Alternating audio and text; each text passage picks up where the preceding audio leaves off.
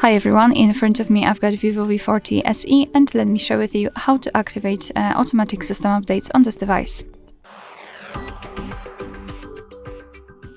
So first of all we have to open the settings. Here we have to scroll down to the very bottom to find About Phone. Now let's localize the build number under the software information and keep tapping on it until you'll see that you're in the developer mode. If you want to learn more about the developer options, I highly recommend to check out a tutorial about it.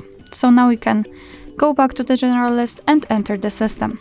Here at the very bottom of this list we've got the developer options, and here we've got plenty of advanced settings, but of course you can check them in our developer options video.